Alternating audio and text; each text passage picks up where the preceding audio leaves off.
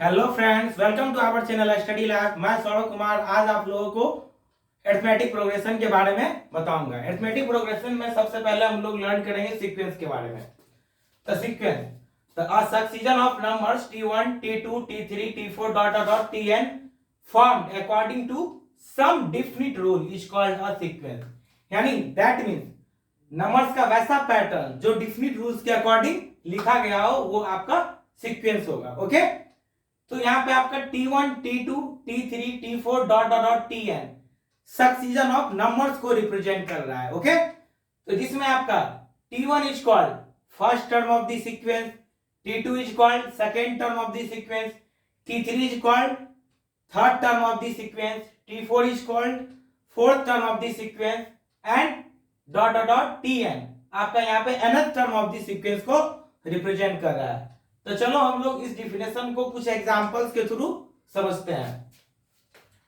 तो हम लोग का फर्स्ट एग्जांपल है 2 4 6 8 10 12। अब आप इस सक्सीजन ऑफ नंबर्स को आप ऑब्जर्व कीजिए, नंबर्स के पैटर्न्स को आप ऑब्जर्व कीजिए।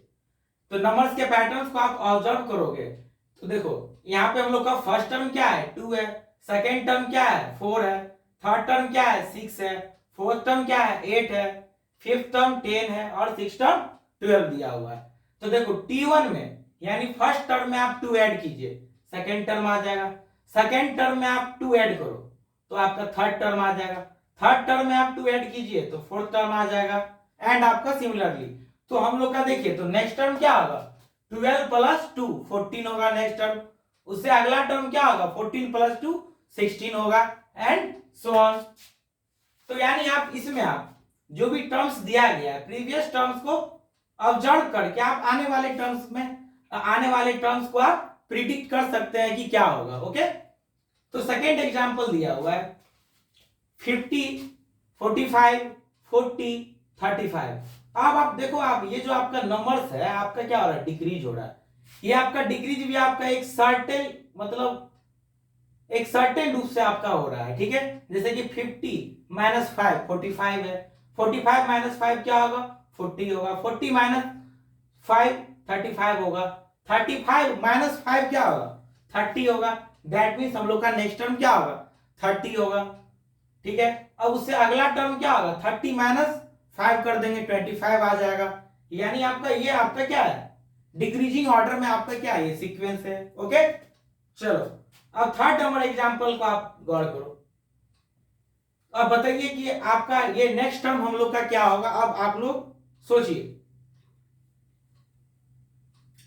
आप सब क्लियरली ऑब्जर्व कर रहे हैं कि आपका देखो यहाँ पे 1 है 4 9 16 25 को ऑब्जर्व कीजिए।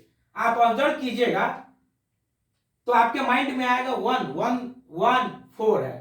तो देखो 1 तो आपका स्क्वायर नंबर है और ये 4 9 16 25 ये सभी आपका क्या है स्क्वायर नंबर्स है। तो 1 तो आपका क्या होता है 1 का स्क्वायर करोगे तो 1 ही आएगा, 4 क्या 2 का स्क्वायर है, 9 3 का स्क्वायर है, 16 4 का स्क्वायर है, 25 5 का स्क्वायर है। तो बोलो नेक्स्ट क्या होगा हम लोग का नंबर। तो नेक्स्ट आपका होगा 6 का स्क्वायर दैट मींस 36 होगा।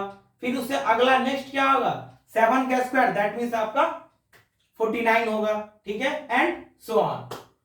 और थर्ड एग्जांपल को आप देखो 1 है 1/2 1/3 1/4 1/5 और ये भी आपका क्या है डिफिनिट रूल्स के अकॉर्डिंग लिखा गया है। आप प्रीवियस टर्म को ऑब्जर्व करके आप आने वाले टर्म्स के बारे में बता सकते हैं। तो हम लोग का नेक्स्ट टर्म क्या होगा 1/6 होगा, 1/6 1/7 1/8 1/9 एंड सो ऑन। ठीक है, और एग्जांपल नंबर 4 को आप ऑब्जर्व करो 3 9 27 81 एंड डॉट डॉट डॉट। अब आप यहाँ पे आप इसको रिकॉग्नाइज कीजिए कि आपका ये सीक्वेंस में है या नहीं है, डिफिनिट रूल्स के अकॉर्डिंग लिखा गया है या नहीं है। तो आप प्रीवियस जो भी आपका टर्म्स दिया हुआ है इसमें आप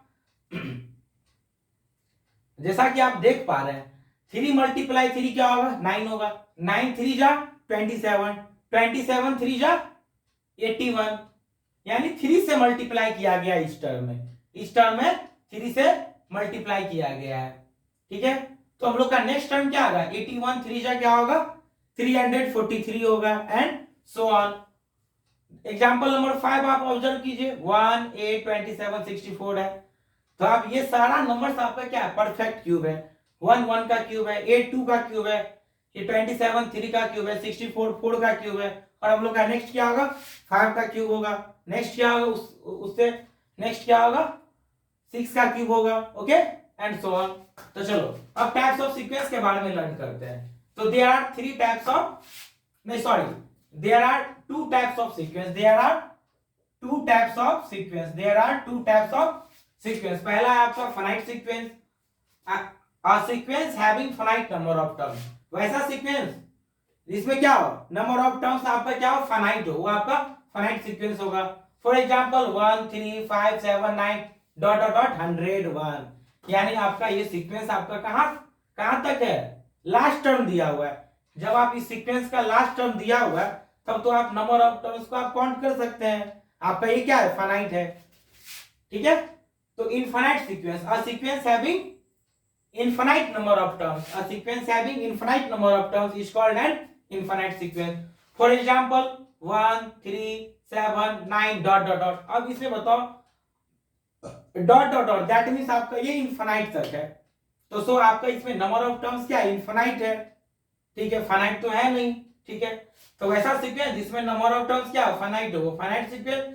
वैसा सीक्वेंस जिसमें नंबर ऑफ टर्म्स क्या हो, इनफाइनाइट हो, वो आपका इनफाइनाइट सीक्वेंस होगा। ओके चलो अब हम लोग प्रोग्रेशन पे आते हैं। प्रोग्रेशन क्या होता है, if the terms of an sequence are written under a specific condition, ठीक है, then the sequence is called a progression. जब सीक्वेंस के टर्म्स को स्पेसिफिक कंडीशन के अकॉर्डिंग लिखा जाता है तब हम लोग उस सीक्वेंस को प्रोग्रेशन कहते हैं। ठीक है, तो here we will study 3 types of progression. हम लोग जनरली 3 टाइप्स के प्रोग्रेशन को ही मतलब पढ़ते हैं। ओके, तो पहला हम लोग का क्या है, अरिथमेटिक प्रोग्रेशन। सेकंड क्या है, second is geometric progression and third is harmonic progression. तो अरिथमेटिक प्रोग्रेशन को शॉर्ट में हम लोग एपी, ज्योमेट्रिक प्रोग्रेशन को हम लोग शॉर्ट में जीपी एंड हार्मोनिक प्रोग्रेशन को हम लोग शॉर्ट में एसपी करते हैं। तो अभी हम लोग को क्लास 10th में ओनली अरिथमेटिक प्रोग्रेशन के बारे में पढ़ना है और ज्योमेट्रिक प्रोग्रेशन और हार्मोनिक प्रोग्रेशन के बारे में क्लास 11th में पढ़ना है। तो चलो अब हम लोग डिटेल में अरिथमेटिक प्रोग्रेशन, जो कि मेरा हेडिंग ही आज का है, ठीक है, तो हम लोग अरिथमेटिक प्रोग्रेशन के बारे में डिटेल से लर्न करते हैं। अब हम लोग अरिथमेटिक प्रोग्रेशन के बारे में पढ़ेंगे। ओके, तो अ सक्सीजन of numbers is said to be in arithmetic progression if the difference between any term and the term preceding it is constant throughout। यानी वैसा प्रोग्रेशन या वैसा सीक्वेंस जिसमें कोई भी टर्म्स और पहले वाला टर्म का डिफरेंस क्या हो, कांस्टेंट हो पूरे सीक्वेंस में, यानी इक्वल हो। वैसा प्रोग्रेशन या वैसा सीक्वेंस जिसमें कोई भी टर्म और पहले वाला टर्म का डिफरेंस पूरे सीक्वेंस में इक्वल हो, तब उस सीक्वेंस को अरिथमेटिक प्रोग्रेशन कहा जाता है। Okay, this constant is called common difference of the AP. ये जो आपका कांस्टेंट एक वैल्यू होता है, that is called common difference of the AP. AP का कॉमन डिफरेंस होता है। ओके, तो for example 2 4 6 8 10 dot dot dot. तो आप देखो यहां पे, तो हम लोग का डिफिनेशन क्या है, कोई भी टर्म और पहले वाला टर्म का डिफरेंस पूरे सीक्वेंस में आपका सेम है, इक्वल है, तब आपका वो सीक्वेंस आपका एपी में होगा। तो चलो भाई हम लोग यहाँ पे क्या करते हैं, अब इसको चेक करते हैं कि 2 4 6 8 10 आपका एपी में है या नहीं। तो इसके लिए हम लोग क्या करेंगे, T2 माइनस T1, यानी कोई भी टर्म और पहले वाला टर्म का डिफरेंस निकालते हैं। T2 माइनस T1, तो देखो 4 माइनस 2 क्या है, 4 माइनस 2 आपका 2 होगा, 6 माइनस 4 2, 8 माइनस 6 क्या होगा 2 होगा, 10 माइनस 8 क्या होगा 2 होगा। तो जैसा कि आप यहाँ पे ऑब्जर्व कर पा रहे हैं, आपका क्या है, कांस्टेंट एक वैल्यू आ रहा है 2, कांस्टेंट वैल्यू आ रहा है। T2 minus T1 equal to T3 minus T2 equal to T4 minus T3 equal to dot dot dot आपका 2 आ रहा है। तो आपका क्या होगा, एक कांस्टेंट आ रहा है, सभी जगह डिफरेंस आपका क्या है आपका सेम है ना, इक्वल है ना, तो सो आपका ये क्या होगा, एपी में आपका ये सीक्वेंस या ये प्रोग्रेशन आपका क्या होगा, एपी में होगा। यदि आपका डिफरेंस आपका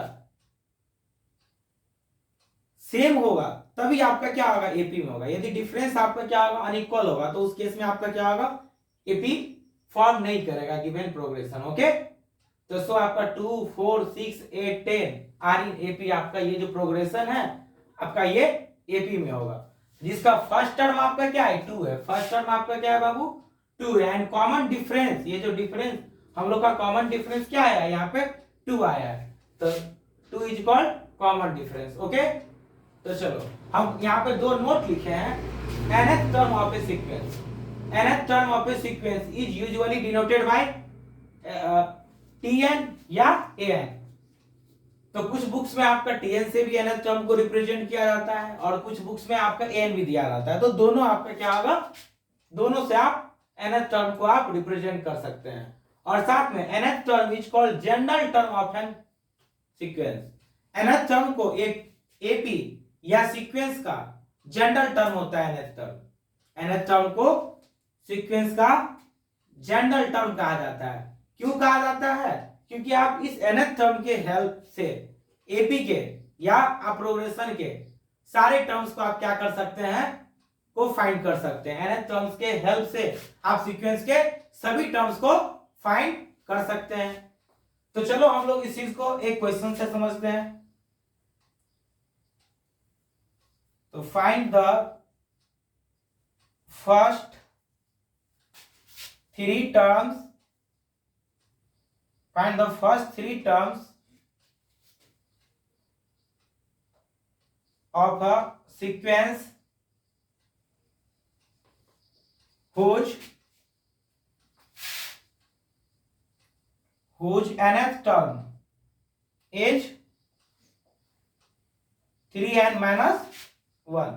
ठीक है, तो देखो, तो हम लोग के पास आपका nth टर्म क्या दिया गया है, nth टर्म आपका दिया गया है। nth टर्म को हम लोग tn से रिप्रेजेंट करते हैं। tn इक्वल टू दिया हुआ है 3n minus 1। ठीक है, और हम लोग को फाइंड करना है, फर्स्ट 3 टर्म्स फाइंड करना है। एक सीक्वेंस दिया हुआ है, सीक्वेंस का nth टर्म दिया गया है और इस सीक्वेंस का क्या करना है, फर्स्ट 3 टर्म्स को फाइंड करना है। तो देखो, तो कोई इशू नहीं है, आपका ये tn दिया गया है ना, तो हम लोग को क्या निकालना है, फर्स्ट 3 टर्म। तो फर्स्ट टर्म को हम लोग क्या करते हैं, t1 से रिप्रेजेंट करते हैं। फर्स्ट टर्म को t1 से रिप्रेजेंट किया जाता है, तो कुछ नहीं करना है, n की जगह क्या कर दो बाबू, 1 पुट कर दीजिए, n की जगह 1 पुट कर दीजिए। तो tn दिया गया, हम लोग को t1 निकालना है। t1 दैट मींस ये फर्स्ट टर्म है, तो 3n minus 1 दिया गया है ना, तो 3 मल्टीप्लाई 1 माइनस 1 क्या होगा, 3 माइनस 1 आपका क्या होगा, 2 होगा। t2 क्या होगा, 3 मल्टीप्लाई 2 माइनस 1, तो 3 2 जा 6 माइनस 1 क्या होगा, 5 होगा। t3 क्या होगा, 3 3 जा 9 माइनस 1 8। तो देखिए फर्स्ट 3 टर्म्स हम लोग का आ गया, फर्स्ट 3 टर्म्स हम लोग का आ गया। तो किसी भी सीक्वेंस का या किसी भी एपी का आपको nth टर्म मालूम हो, तो nth टर्म के हेल्प से आप सारे टर्म्स को फाइंड कर सकते हैं, सारे टर्म्स को आप फाइंड कर सकते हैं। इसीलिए nth टर्म को जनरल टर्म कहा जाता है, nth टर्म को जनरल टर्म कहा जाता है। ओके।